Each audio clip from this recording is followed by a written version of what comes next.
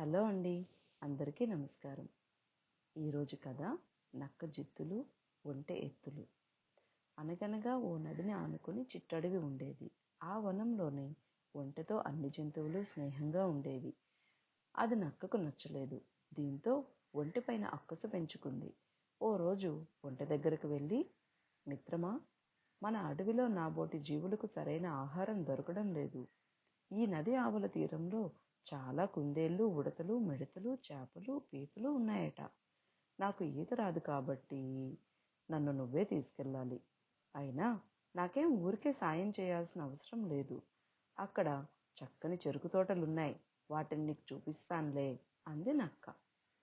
ఒంటె సరేనని దాన్ని తన వీపుపైన ఎక్కించుకొని నది ఆవల తీరానికి తీసుకువెళ్ళింది. నక్కకు అక్కడ కడుపు నిండా తిండి దొరికింది. ఒంటెకు చెరుకు తోటను చూపించింది.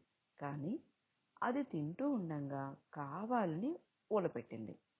అది విన్న రైతులు ఒంటెను కర్రలతో చితకబాదారు. అతి కష్టం మీద తప్పించుకొని నది ఒడ్డు వరకు పారిపోయి వచ్చిందది. అప్పటికే అక్కడ నక్క సిద్ధంగా ఉంది. వెంటనే ఒంటెపైకి ఎక్కి కూర్చుంది. బాగా తిన్నావా మిత్రమా? రా, ఇక మనం మన అడవికి వెళ్ళిపోదాం అందది. ఒళ్ళంతా దెబ్బలతో ఉన్న ఒంటె అతి కష్టం మీద ఈత సాగించింది. నది మధ్యలోకి రాగానే ఒంటె నక్కతో, అవును, ఇంతకు నువ్వు ఎందుకు ఊల పెట్టావు అని అడిగింది.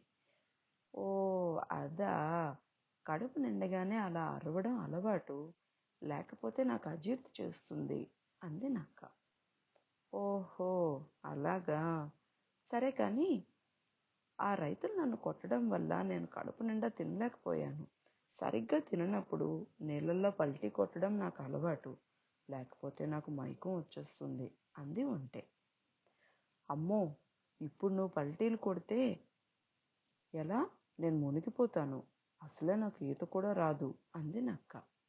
అయ్యో, కానీ నేనేం చేయలేను అంది ఒంటె. అప్పటికి కానీ నక్కకు బుద్ధి రాలేదు. వెంటనే క్షమాపణలు అడగాలనుకుంది. కానీ ఈలోపే ఒంటె పల్టీలు కొట్టడంతో నక్క నదీ ప్రవాహంలో కొట్టుకుపోయి మునిగిపోయింది.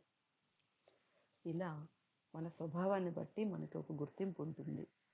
మనం ఎలా మెలగాలి అనేది ఇలాంటి ఉదాహరణల ద్వారా తెలుసుకోవచ్చు.